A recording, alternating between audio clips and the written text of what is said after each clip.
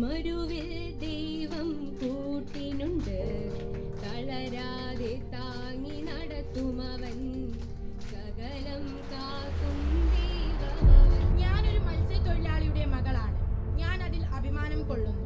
അതുകൊണ്ട് മത്സ്യജീവിതത്തിന്റെ വേദന എനിക്ക് നന്നായി അറിയാം. ഞങ്ങൾ കളിച്ചു വളരേണ്ട മണ്ണല്ലേ ഇവിടെ ഇത് കുന്നുപോലെ ഇട്ടിരിക്കുന്നത്. മരിക്കുന്നെങ്കിൽ ഒരുമിച്ച്, ജീവിക്കുന്നെങ്കിൽ നീതിപൂർവം വിജയിച്ച് മുന്നേറാം. ഞങ്ങളുടെ ആവശ്യങ്ങൾ നിറവേറ്റപ്പെട്ടില്ലെങ്കിൽ ഇനിയും അനേകം ഫ്ലോറിമാരും ലൂക്കാമാരും ഞങ്ങളിൽ നിന്ന് ഉദയം ചെയ്യും. സൂചനയാണ്, സൂചനയാണ്. സൂചന കണ്ടു പഠിച്ചില്ലെങ്കിൽ സമരത്തിന്റെ രൂപം മാറും, രൂപം മാറും, ഭാവം മാറും. സിന്ദാബാദ്, സിന്ദാബാദ്. സൂചനയാണ്, സൂചനയാണ്. സൂചന കണ്ടു പഠിച്ചില്ലെങ്കിൽ സമരത്തിന്റെ രൂപം മാറും, രൂപം മാറും, ഭാവം മാറും. പറയുന്നതാരെന്നറിയാമോ? പറയുന്നതാരെന്നറിയാമോ? ഒറ്റക്കെട്ടായി പറയുന്നു, കടലിൻ മക്കൾ പറയുന്നു. പിറന്ന നാട്ടിൽ ജീവിക്കാനായി ഞങ്ങളിലുള്ളത് കണ്ണീരല്ല, ഞങ്ങളിലുള്ളത് വേദനയല്ല, ഞങ്ങളിലുള്ളത് യാചനയല്ല. ഞങ്ങൾക്ക് വേണ്ടത് നീതിയാണ്. തിരിച്ചു തരൂ, തിരിച്ചു തരൂ. ഞങ്ങളുടെ തീരം തിരിച്ചു തരൂ, തിരിച്ചു തരൂ, തിരിച്ചു തരൂ, തിരിച്ചു തരൂ, തിരിച്ചു തരൂ. തന്നില്ലേ ആളിപ്പടരും, കേരളമാകെ ആളിപ്പടരും. പോരാട്ടത്തിന് ഇറങ്ങുകയാണ്. ഒരു മഴയും തോരാതിരുന്നിട്ടില്ല, ഒരു കാറ്റും അടങ്ങാതിരുന്നിട്ടില്ല, ഒരു രാവും പുലരാതിരുന്നിട്ടില്ല, ഒരു നോവും കുറയാതിരുന്നിട്ടില്ല. തിരമാലയിൽ ഈ ചെറുതോണിയിൽ അമരത്തിനരികിൽ അവനുള്ളതാ. തിരുവനന്തപുരം ലത്തീൻ അതിരൂപത മെത്രാപ്പോലീത്ത തോമസ് നെറ്റോ പിതാവേ, ക്രിസ്തുദാസ് പിതാവേ, മറ്റു വൈദിക ശ്രേഷ്ഠരെ, ബഹുമാനപ്പെട്ട യൂജിനച്ച, സിസ്റ്റേഴ്സ്, പ്രിയപ്പെട്ട മാതാപിതാക്കളെ, സഹോദരങ്ങളെ, കൂട്ടുകാരെ, എന്തിനാണ് ഈ സമരം എന്നൊക്കെയുള്ള നിരവധി ചോദ്യങ്ങൾ നാം ആയിരിക്കുന്ന മേഖലയിൽ നാം ഒരുപാട് കേൾക്കാറുണ്ട്. ജനിച്ച നാടിന്റെ നൊമ്പരങ്ങൾ നേർക്കാഴ്ചയായി കണ്ട് വിലങ്ങുകൾ തേങ്ങലുകളായി നെഞ്ചിലേറ്റി വികസനത്തിനായി വീടും നാടും വിട്ടു നൽകിയ ആത്മാഭിമാനികളായ ആർത്തിരമ്പുന്ന തിരമാലകളെ പോലും ഭയമില്ലാത്ത തീരദേശ ജനത, മത്സ്യത്തൊഴിലാളികൾ, കടലിന്റെ മക്കൾ. കടലിന്റെ മക്കൾക്ക് മാത്രമേ കടൽ തീരത്തിന്റെ വേദനകൾ മനസ്സിലാക്കാൻ സാധിക്കൂ. അത് കണ്ടും കേട്ടും മുന്നോട്ടു പോകുന്ന പുതിയ തലമുറയാണ് ഞങ്ങൾ.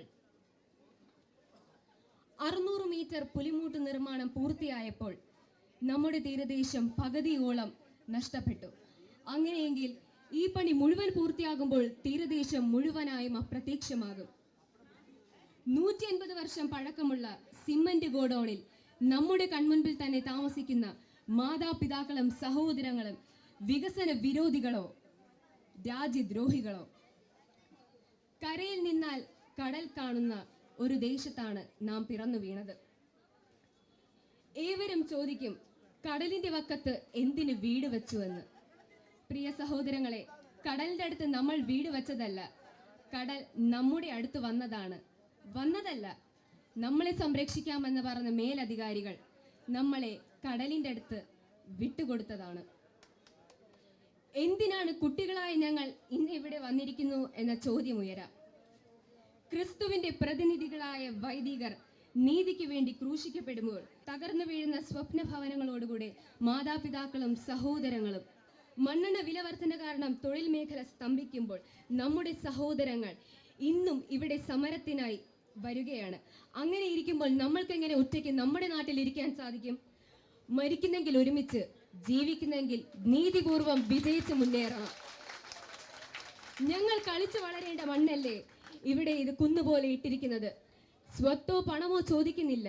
കളിക്കാൻ സ്ഥലം, കിടക്കാനൊരിടം, തൊഴിലിനായി മണ്ണെണ്ണ. ഇതാണോ വികസനം? ഇതാണോ പുരോഗതി? ഇതാണോ വിദ്യാഭ്യാസ രംഗത്ത് മുൻപന്തിയിൽ നിൽക്കുന്ന ജനത? കുട്ടികളായ ഞങ്ങൾക്കുമുണ്ട് നിറമുള്ള സ്വപ്നങ്ങളും ആഗ്രഹങ്ങളും.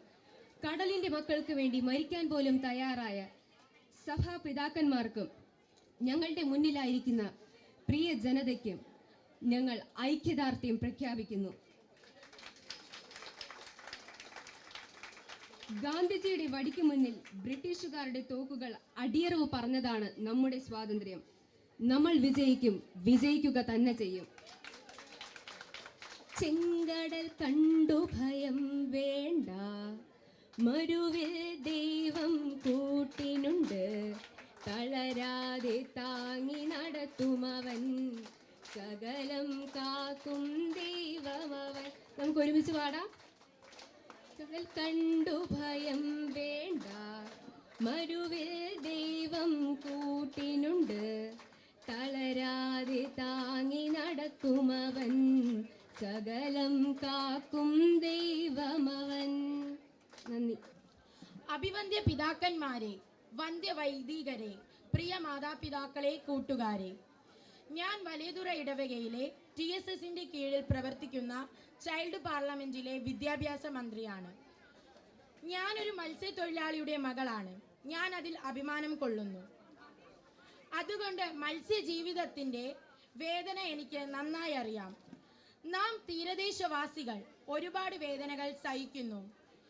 ഇതിന്റെ അകത്ത് കയറി കണ്ടപ്പോൾ ഞങ്ങൾക്കുണ്ടായ മനസ്സിന്റെ രോദനങ്ങളാണ് ഇവിടെ പ്രത്യക്ഷപ്പെടുന്നത്. തീരദേശത്ത് താമസിക്കുന്ന മുക്കുവ സമൂഹം മനുഷ്യരല്ലേ? നമ്മുടെ മത്സ്യത്തൊഴിലാളി കൂട്ടായ്മ ഒരുപാട് വേദന അനുഭവിക്കുന്നു. തീരശോഷണമാണ് ഏറ്റവും വലിയ വേദന. ഞാനിന്ന് താമസിക്കുന്നത് കടലിന്റെ അടുത്താണ്. എൻ്റെ വീടിന് മുമ്പിൽ 4-5 വരി വീടുകൾ ഉണ്ടായിരുന്നു. അതൊക്കെ രൂക്ഷമായ കടലാക്രമണം കാരണം തകർന്നുപോയി. ഓരോ വർഷവും ഓരോ വരി വീടുകൾ പോകുന്നു. അത് നിത്യേനം കാണുന്ന ഒരു വ്യക്തിയാണ് ഞാൻ. എൻ്റെ വീടിന് മുമ്പിൽ ഒരു വരിയേ ഉള്ളൂ. അതുകൂടി പോയാൽ ഞങ്ങൾ അനാഥരാകും. ആ സമയം ഞങ്ങളെ ദൂരെ കൊണ്ടുപോയി ഇട്ടാൽ, എൻ്റെ അച്ഛൻ മത്സ്യത്തൊഴിലാളിയാണ്. എൻ്റെ അച്ഛന് ഈ തൊഴിൽ മാത്രമേ അറിയൂ. അപ്പോൾ ഞങ്ങൾ എവിടെ താമസിക്കും? ഞങ്ങളുടെ അന്നം മത്സ്യബന്ധനമാണ്. ഞങ്ങൾക്ക് ഇതിൽ നിന്ന് ഒരു മോചനം വേണം. മത്സ്യബന്ധനത്തിന് ആവശ്യമായ മണ്ണെണ്ണയ്ക്ക് തീ പൊള്ളുന്ന വിലയാണ്. ഇത്രയും വില എന്തിന്? മത്സ്യത്തൊഴിലാളികൾക്ക് ഇതിൽ നിന്ന് മുക്തി വേണം. ഈ പോയ 4-5 വർഷം കൊണ്ട് എത്രയെത്ര ജീവനുകളാണ് ഒടുങ്ങിയത്? ഇതിനൊക്കെ ആര് കണക്ക് കൊടുക്കും? ഇത് സംഭവിക്കുന്നത് എങ്ങനെ? കടലിൽ ഉയർന്ന തിരമാലകൾ ഉയരുന്നതെങ്ങനെ? ചിന്തിക്കൂ. തീരശോഷണം കാരണം വീട് നഷ്ടപ്പെട്ടു പോയവർക്ക് വീടെവിടെ? കിട്ടിയവർക്ക് കിട്ടി. വികസനം വികസനം എന്ന് പറയുന്നു. വികസനം എവിടെ? ഞങ്ങളെ പീഡിപ്പിക്കരുത്.